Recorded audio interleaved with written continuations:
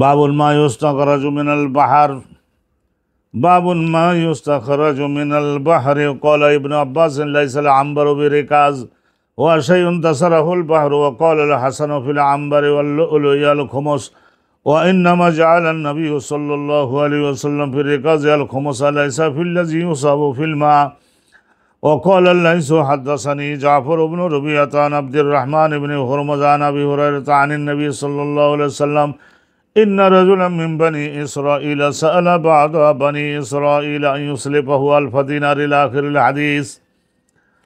তো এখানে আমরা স্থলভাগের যে সমস্ত সম্পদের থেকে সরকার জাকাত সংগ্রহ করতে পারে সেগুলির আলোচনা আমরা মোটামুটি শুনেছি যে ভেড়া বকরি দুম্বা নির্দিষ্ট সংখ্যায় যদি কৃষকের কাছে থাকে তাইলে বছর যাওয়ার পরে তখন এগুলির থেকে একটা ভেড়া বকরি দুম্বা এখান থেকে আলহামদুলিল্লাহ জাকাত হবে, জাকাত নিতে পারা যাবে। অনুরূপভাবে গরু, মহিষ, উট এই তিনটা থেকেও জাকাত গ্রহণ করতে পারবে। বর্তমান জমানায় এই মাসালাগুলি আল্লাহ নবীর জমানায় ওইভাবে ছিল না, কিন্তু আমরা ইনশাআল্লাহ তাআলা এগুলি পরবর্তীতে আপনাদের উদ্দেশ্যে আলোচনা করব যে বর্তমানে একটা মুরগির খামারে, হাঁসের খামারে, বাংলাদেশে তো মুরগির খামারে, এক মুরগির খামারে 2 লক্ষ মুরগি উৎপন্ন তারা করছেন, তাহলে সেগুলি কত টাকার মাল হতে পারে। সেখানে নিশ্চয়ই 40, 45, 50 লক্ষ ডিম যদি দৈনিক বিক্রি করেন তাহলে তাদেরকে জাকাত তো নিশ্চয়ই 100 বার প্রদান করতে হবে। অনুরূপভাবে খামারের যে সমস্ত মৎস্য খামার, সেখানে একজন দেখা গেল 50 কোটি টাকা ব্যয় করে মৎস্য উৎপাদন করছেন, সেখান থেকে নিশ্চয় তার জাকাত হবে। হাঁস মুরগির খামার থেকে জাকাত হবে। অনুরূপভাবে আলহামদুলিল্লাহ এই সমস্ত বিষয়গুলির আলোচনা, তারপরে অন্যান্য বিষয়গুলির আলোচনা, আলহামদুলিল্লাহ অনেক বিষয় এমন আছে যে হযরত ইমাম বুখারী রাহমাতুল্লাহি আলাইহি তিনি জানতেন না তা না, তিনি জানতেন, কিন্তু হয়তো তার নিকটে হাদিসটা গ্রহণযোগ্য হওয়ার জন্য এবং এই গ্রন্থের মধ্যে উল্লেখযোগ্য হওয়ার জন্য যে সমস্ত শর্ত শারায়েত, সেই শর্ত শারায়েত তিনি হয়তো বিদ্যমান পান নাই, সেই জন্য সেই হাদিসগুলি তিনি এখানে উল্লেখ করছেন না। কিন্তু আলহামদুলিল্লাহ রাসূলুল্লাহর কোনো বিষয়, কোনো বক্তব্য তো জগৎবাসীর নিকট থেকে, যেহেতু রাসূলুল্লাহ খাতামুল মুরসালিন, সর্বশেষ নবী, অর্থাৎ নবী পাক সাল্লাল্লাহু আলাইহি ওয়াসাল্লামের কোনো কথা হারিয়ে যাবে এটা হবে না। সেই জন্য দেখা যায় যে মুসলিম ইবনুল হাজ্জাজ, ইমাম মুসলিম, ইমাম আবু দাউদ, হজরতে ইমাম নাসাই, নেসাই যারাই বলেন, ইমাম নাসাই, হজরতে ইবনে মাজা সহ আরও 10-20 জন জগৎ বিখ্যাত এমন এমন মুহাদ্দিস তাদের জীবনকে কোরবানি দিয়েছেন, সোজা দামি জীবনকে কোরবানি দিয়েছেন রাসূলুল্লাহর বিষয়গুলি যাতে একটাও হারিয়ে যেতে না পারে, জগৎবাসীর সামনে সুসংরক্ষিত করে তুলে দেওয়ার জন্য। তাই এখানে স্থলভাগের পশু প্রাণীদের বেলা, এখন সাগরের মধ্যেও তো স্থলভাগের চাইতে কোটি কোটি কোটি কোটি বেশি বিষয়ে সাগরের তলদেশে, সাগরের বক্ষে আল্লাহ পাক রব্বুল আলামিন রেখেছেন। তো আল্লাহ কোরআন শরীফের এক আয়াতে বলেছেন না, তাস্তাখরিজুনা মিনহু ইলিয়াতান তালবাসুনহা, তোমরা এই সাগরের মধ্য থেকে সংগ্রহ করতে সক্ষম হবে হে মানব জাতি, আমি তোমাদের জন্য সৃষ্টি করে রেখেছি। কি রেখেছি? এই যে হেলিয়াতান, অনেক ধাতব পদার্থ, অনেক ধরনের দামি দামি জিনিসপত্র, এগুলি আমি তোমাদের জন্য সাগরের পানির বক্ষের মধ্যে রেখেছি। তো সেখানে নিশ্চয় সেগুলি প্রচুর পরিমাণে হবে, কিয়ামত পর্যন্ত মানুষ খেয়ে শেষ করতে পারবে না, ভোগ করে শেষ করতে পারবে না।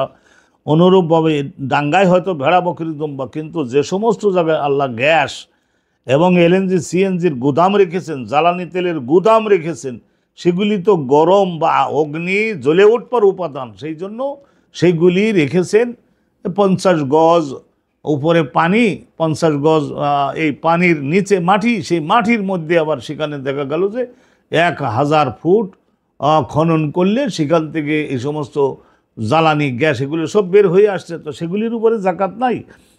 তো অতএব এই বিষয়গুলির আলোচনাও আলহামদুলিল্লাহ আমরা শুনবো, যাতে করে আমরা উত্তমভাবে এগুলি সব বুঝে নিতে পারি। মা ইউস্তাখরাজু, যা ও সংগ্রহ করে আনা সম্ভব হবে এবং উদ্ধার করে আনা সম্ভব হবে, মিনাল বাহার, সাগরের মধ্য থেকে, পানির মধ্যেও রয়েছে কোটি কোটি কোটি কোটি কোটি কোটি টন মাছ। দেখা গেল আল্লাহর বানানো সাগর, আল্লাহ পাক রব্বুল আলমিনের সাগরটা পানি, সাগরের মধ্যে পানি, এটা আল্লাহর পানি। আর সেখানে থেকে দেখা গেল যে হয়তো মনে কর 50 কোটি টন মৎস্য সংগ্রহ হলো। আলহামদুলিল্লাহ, তাহলে এই মৎস্য বিক্রি করে তাহলে সেখান থেকে জাকাত হবে না? কি পরিমাণে জাকাত হবে? এই সব বিষয়গুলির আলোচনা। মা ইউস্তাখরাজু মিনাল বাহার ওয়াকালা ইবনু আব্বাসিন। এটা শুনুন, এখানে এখানে যা আমরা পাচ্ছি সেটা আগে তুলে নিই, তারপর বাকিটা গবেষণার জিনিসগুলি, চিন্তার জিনিসগুলি, আধুনিক বর্তমান যুগের আবিষ্কারগুলি সম্পর্কেও আলোচনা করব। ওয়াকালা ইবনু আব্বাসিন, হযরত আব্দুল্লাহ ইবনে আব্বাস রইসুল মুফাসসিরিন ছিলেন, আল্লাহর নবীর খাস দোয়াপ্রাপ্ত ছিলেন, কোরআন শরীফের মগজগুলি তিনি উদ্ধার করতে সক্ষম হয়েছিলেন। লাইসাল আম্বারু বে রেকাজ, উনি বলতেন যে আম্বারটা, সাগরের মধ্য থেকে যে আম্বারটা আবিষ্কার করা যায়, উদ্ধার করা যায়, সংগ্রহ করা যায়, আম্বর এটা আসলে কি সে সম্পর্কে বিভিন্ন ধরনের আলোচনা পাওয়া যায়। আম্বার বলা হয় এক প্রকারের এমন ঘাস জাতীয়, ঘাস বলতে আমাদের এই ছোটো ছোটো গাছের গোড়াগুলি, যেমন এই গাছের গোড়া, শেকড়, এই ধরনের আম্বার আল্লাহ রাব্বুল আলামিন সাগরের তলদেশে সৃষ্টি করেন। এক প্রকারের গাছ সাগরের তলদেশে আল্লাহ সৃষ্টি করেন এবং সেগুলি এত সুগন্ধিযুক্ত, সেখান থেকে আধা কেজি যদি বর্তমানে আরবের কোনো আর্থিকভাবে সক্ষম, ক্রয় করতে সক্ষম রাজা বাদশাহ ছেলের কাছে তুলে ধরা হয়, তাহলে সে সেখানে হয়তো $50,000 দিয়ে সে সেটা কি করে নিতে রাজি হবে। তা সুগন্ধি বৃক্ষ এবং সেখানকার ডাল এবং কাণ্ড এবং শেকড়, তাহলে এইটা সাগরের তলদেশে আছে, আম্বার সংগ্রহ হয়, বের করে আনতে পারবে মানুষ, তাহলে সেইগুলি কি হবে, সেইগুলি হযরত আব্দুল্লাহ ইবনে আব্বাস বলতেন যে এজা রেকাজ না, রেকাজ সাধারণত মাটির মধ্যে আল্লাহ পাক রব্বুল আলামিন নিজে যে স্বর্ণ, রৌপ্য, হীরা, মতি, মুক্তা, কাঞ্চন, জহরত, এই সমস্তের যে খনিজ সৃষ্টি করেন সেইগুলিকে বলা হয় রেকাজ। তো আম্বর যেটা, সেটা রেকাজের আইনের মধ্যে পড়বে না। আবার অনেকেই বলেছেন যে সেটা এক প্রকারের এমন মাছ, সেই মাছগুলি তারা হয়তো বমি করে, তো বমি করলে গালের থেকে যে বমিটা সেইটা পানির মধ্যে ভাসমান হতে হতে তীরে এসে ভেড়ে দেখা গেল হয়তো 10 মণ ওজনের একটা তিমি মাছের বমির একটা বিরাট খণ্ড পাওয়া গেল। এইটা পৃথিবীর সবচেয়ে বড় দামি সুগন্ধি হয়ে থাকে, কোটি কোটি টাকা বিক্রি করা যায়। তাহলে হযরত আব্দুল্লাহ ইবনে আব্বাস বলছেন ইজার রেকাজ নাম, রেকাজ যেটা মাটির মধ্যে প্রথিত পাওয়া যায়। তো উনি বলছেন যে আম্বরটা হচ্ছে ওয়াসায়ুন দাসারাহুল বাহার, এই সাগর কি করে, নিক্ষেপ করে মাঝে মধ্যে এই ধরনের কিছু দ্রব্য, সেটা মাটির নিচে থাকে না, পানির মধ্যে থাকে, এটা মানুষ অর্জন করতে পারে। তো এই ধরনের যদি পায় 10 কোটি টাকায় বিক্রি করলো, সেখান থেকে কি পরিমাণ জাকাত হিসেবে দিবে সে সম্পর্কে উনি বলছেন যে সেইটা বিক্রি করে যা টাকা হবে সেখান থেকেই 40,000, 1,000, 40 কোটিতে 1 কোটি, এই হিসেবেও দিতে পারে। আম্বারটার সম্পর্কে উনি বলেছেন এটা রেকাজ না। আর রেকাজের বিধান কি, রেকাজ যেটা আল্লাহ সৃষ্টি করেন সাগরের তলদেশের মাটির নিচে। ওয়াকাল আল হাসানুল বসরি, হাসানুল বসরি তো উনি শরিয়ত এবং তরিকত উভয়ে এলেমের মোকাম্মেল ওলি ছিলেন। হাসানুল বসরি বলেছেন আম্বর সম্পর্কে, আর লুয়ে, আর যে সমস্ত মথিমুক্তা পাওয়া যায়, সংগ্রহ করতে পারা যায়, সে সম্পর্কে হযরত হাসানে বসরি তিনি বলেছেন আম্বার এবং লুলু সম্পর্কে যে এখানে 5 ভাগের 1 ভাগ দিতে হবে, খোমজ দিতে হবে সরকারকে, প্রতিষ্ঠিত সরকারকে খোমজ দিতে হবে।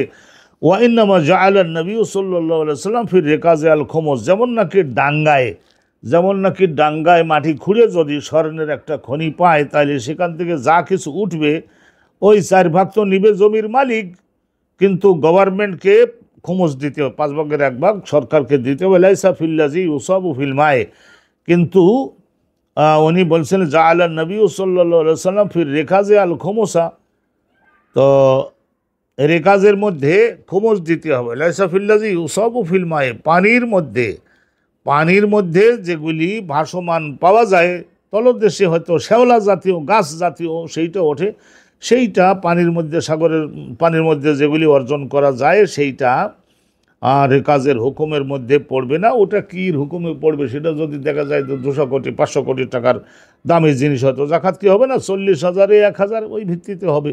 কিন্তু হজরতে হাসানে বসরি উনি বলেছেন যে এইটা আম্বার এবং লুলু, এইটা এতে ওই রকম খুমুস দিতে হবে। তাইলে এটা আমরা তো জানলাম আব্দুল্লাহ ইবনে আব্বাসের বক্তব্য, হাসানে বসরির বক্তব্য, দুইটা বক্তব্য জানলাম। আর লাইস বিন সাদ মিশরে ওনার মাজার রয়েছে, আমি জিয়ারত করছি। ওকল লাইস, হজরত লাইস বিন সাদ বলেছেন হাদ্দাসিনী জাফর ইবনে রবিয়া, ওনার উস্তাদ ছিলেন জাফর ইবনে রবিয়া, তার উস্তাদ হলেন হজরত আব্দুর রহমান ইবনে হরমুজ, তার হুজরা হজরত আবু হুরায়রা। রসুল্লাহ সাল্লাল্লাহু আলাইহি ওয়াসাল্লামের নিকট থেকে শুনে তিনি হজরত আবু হুরায়রা বর্ণনা, ইন্না রাজুলান বিন বনি ইসরাইল, বনি ইসরাইল সম্প্রদায়ের একজন ব্যক্তি সালা বাজা বনি ইসরাইল, বনি ইসরাইল সম্প্রদায়ের অন্য আর একজনের কাছে একবার ভিক্ষে করেছিল আর বিপদে পড়ে সাহায্য চাইছিল যে ভাইজান তুমি একটা কাজ করো, আইয়ুসলিফা হু আলফা দিনার, 1000 স্বর্ণ মুদ্রা, তখনকার আমলে সোনা পোড়াইয়ে তারপরে ছাঁচের মধ্যে ফেলে তারপরে মুদ্রা তৈরি করতো। তো বলে স্বর্ণের তৈরি মুদ্রা 1000 আমাকে একটু হাওলাত প্রদান করো, করজ প্রদান করো, ঋণ প্রদান করো। তো আগেকার আমলের লোকদের মধ্যে তো ফাঁকিবাজি করা, মেরে দেওয়ার প্রবণতা ছিল না। তো সেই জন্য দাফা আহা এলেইহে, তখন বনি ইসরায়েল রোজে আর্থিকভাবে সক্ষম ব্যক্তি উনি ওই দ্বিতীয় সমস্যাগ্রস্ত ব্যক্তিকে দিয়েছিলেন ওই 1000 স্বর্ণ মুদ্রা।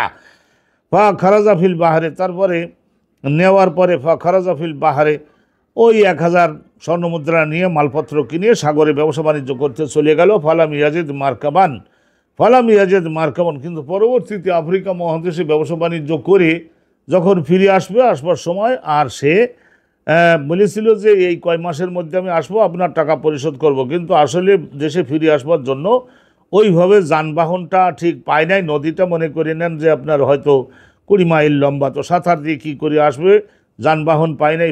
আখাজা খাসাপাতান, তখন সে লজ্জিত হইল যে আমার তো জোবান নষ্ট হয়ে যাচ্ছে, আমি তো এই টাকাটা ওই ব্যক্তিকে ফিরিয়ে দেওয়ার জন্য ওয়াদাবদ্ধ আছি, 1 বছরের মধ্যে 1 বছর তো পার হয়ে গেল। আখাজা খাসাপাতান, তখন ওই আফ্রিকা মহাদেশের সমস্ত বিরাট শুকনো কাঠের বিরাট একটা খণ্ড, মনে করে নিন আপনার 5 হাত লম্বা আর আড়ে মনে করে নেন আপনার এই 3 ফুট চওড়ায় প্রস্থে, এবং এই ধরনের একটা কাষ্ঠখণ্ড সেটা পাইল।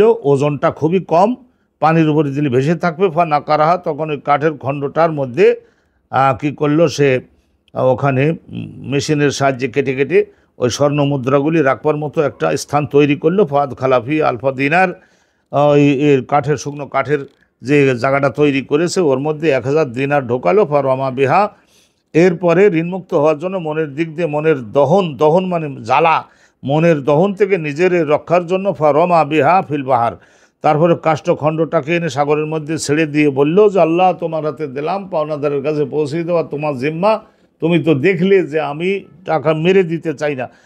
খারাজার রাজুলু আল্লাজি কানা আসলাফাহু, তা ইতিমধ্যেই খারাজা আর রাজুলু আল্লাজি কানা আসলাফাহু, তখন ইতিমধ্যেই যখন ওই নির্দিষ্ট সময়ের মধ্যে টাকাটা দিল না লোকটা, তারও একটু মহাপ্রয়োজন, তো সে নিজের গৃহ থেকে বাইর হলো। এই ঋণ প্রদানকারী লোকটা আল্লাজি কানা আসলাফাহু, যে ঋণটা যে দিয়েছিল ফয়জান বিল খাসাবা, তখন দেখা গেল নদীর কিনারায় আল্লাহ তাকে ঠেলে নিয়ে গেলে, নদীর কিনারায় চলো। তাই এখন শেষ পর্যন্ত যে ওই ঢেউ এবং ফেরেশতাগণ সহায়তা করে ঢেউ তৈরি করে স্রোতের মাধ্যমে ওই কাষ্ঠের ওই খণ্ডটা তার সামনে একেবারে এসে পড়েছে, পায়ের কাছে এসে ঠেকে দাঁড়িয়ে রয়েছে। তখন সে প্রথম চড়ে মনে করলো যে এটা তো বেশ সুন্দর, এটা জ্বালানি কাঠ হবে, বাড়িতে নিয়ে যাই, আমার স্ত্রী রন্ধনের কাজে কাঠটা ব্যবহার করতে পারবে। আখাজাহা লে আহলিহি, নিজের পরিবারের জ্বালানি কাঠ বানাবার জন্য বাড়িতে গাড়ি করে উঠাই আনলো। হাতাবান, জ্বালানি কাঠ বানাবে। ফাজাকার আল হাদিস বেতামাম, এখানে লম্বা একটা হাদিস আছে। তো দেখুন এখানে হজরতে আবু হুরায়রা রাদিয়াল্লাহু তাআলা আনহু উনি বর্ণনা করেছেন এই পরিপূর্ণ হাদিসটা। তো শেষে কথা কি আছে, ফালাম্মা নাশারাহা, যখন কুড়াল দিয়ে কাঠটা চিরলো ফাড়লো, ওয়াজাদাল মাল, তখন দেখলো যে ওর মধ্যে আসলে একটু ওই সেই 1000 স্বর্ণ মুদ্রার সেই ঋণ দেওয়া সেই মালটা, আর একটা চিঠি, সেই চিঠিতে দুঃখ প্রকাশ করে বাহন পাই নাই সব কিছু জানিয়ে বুঝিয়ে দিয়েছে। আলহামদুলিল্লাহ, আল্লাহ তাআলা শুকর করলো। তাইলে এই যে সাগরের থেকে এই ব্যক্তি তো সাগরের থেকে 1,000 স্বর্ণ মুদ্রা পাইল। তাইলে এইখান থেকে তাকে কি করতে হবে? তাকে এই কাজ করতে হবে যে এখান থেকে খোমস 1/5 তাকে, আলহামদুলিল্লাহ 1/5 তাকে প্রদান করতে হবে। আল্লাহ পাক রব্বুল আলামিন আমাদের সকলকে ইসলামের বিষয়গুলি, ইসলাম হলো বিশ্বাসের নাম, সংশয় সন্দেহ এগুলি করে কোনো লাভ হবে না। আল্লাহ আমাদের সকলকে মেনে নেওয়ার এবং এইভাবে আল্লাহর আইন বাস্তবায়নের তৌফিক দান করুন। আজকের এ পর্যন্তই। আখিরু দাওয়ানা আনিল হামদুলিল্লাহি রাব্বিল আলামিন।